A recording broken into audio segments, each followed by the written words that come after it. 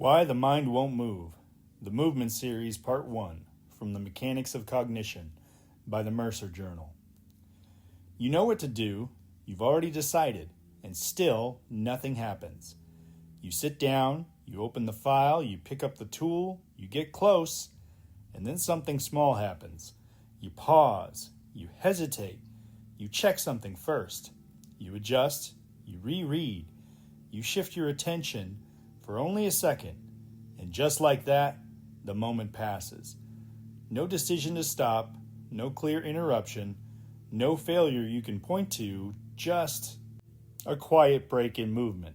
So if you already knew what to do, why didn't you do it?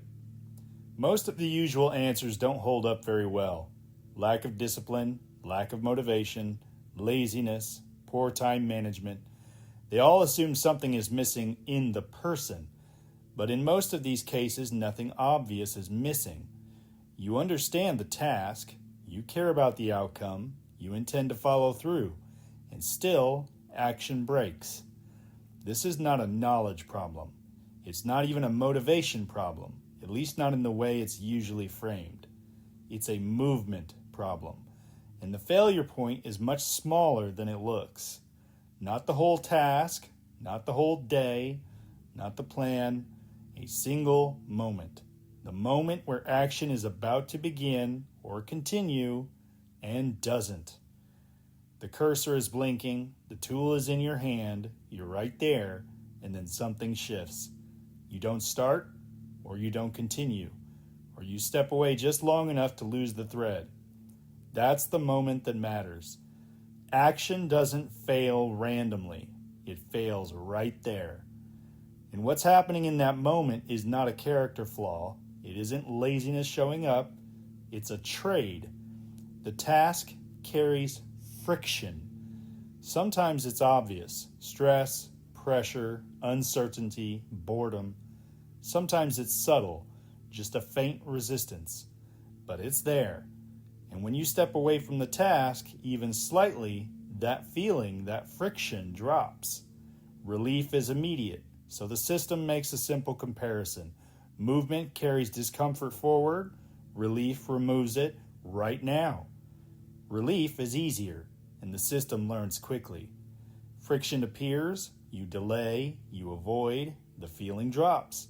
The brain registers the shift. This worked. And the next time that moment shows up, the move toward relief comes faster, cleaner, less visible. What looks like inconsistency is actually reinforcement. The pattern is being trained. This is why starting feels so heavy. Before anything begins, everything is still open. How long will it take? How hard will it be? Will it go well? What if it doesn't? That uncertainty carries weight. It makes the first step feel larger than it actually is. But once something begins, the shape of the work starts to appear. The unknown collapses into specifics.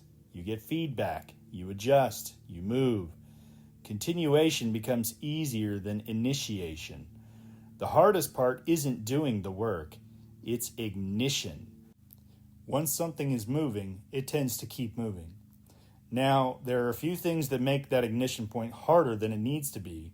Too many options and the system stalls before it even starts. No clear entry point and there's nothing to grab onto. If the next physical action is not defined, the system doesn't engage. It doesn't resist. It just doesn't move. Unfinished tasks sit in the background. Open loops create pressure without direction. Switching between tasks fragments attention. Part of the mind stays behind, making it harder to fully re-enter. Perfection pressure raises the stakes.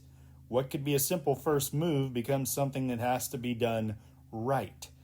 And stress lowers tolerance across the board. Small friction starts to feel larger than it is. But all of these do the same thing. They increase friction at the exact moment action is supposed to begin. So what do people usually do? They wait. They wait for motivation. They wait for clarity. They wait for the right time. The assumption is that something will change, that when it does, the task will feel different. But those things don't remove the friction, they just delay encountering it. so the moment stays the same. A more accurate model runs in the opposite direction. Movement comes first, then uncertainty begins to shrink, then structure appears, then momentum builds. The fire burns on its own. Then motivation shows up, often quietly after the fact. Motivation often follows movement, not the other way around. From a distance, these problems look different. Procrastination, perfectionism, overwhelm, or distraction. They get different names, different advice, different explanations, but up close, they fail in the same place. At the moment where friction outweighs immediate relief, action stops. That moment is small. It doesn't announce itself, but it repeats again and again. A pause, a shift, a turn away. Nothing is wrong with the plan. The failure happens here. So if you want to understand why things don't get done, look at that moment. The point where resistance appears and relief becomes the easier option. That's where the action breaks. This episode sets the stage for a short series that will look at the problem of movement or getting started from different angles and provide helpful guidance to overcoming this cognitive issue. If you'd like to receive the next installments, just subscribe. Thanks for listening.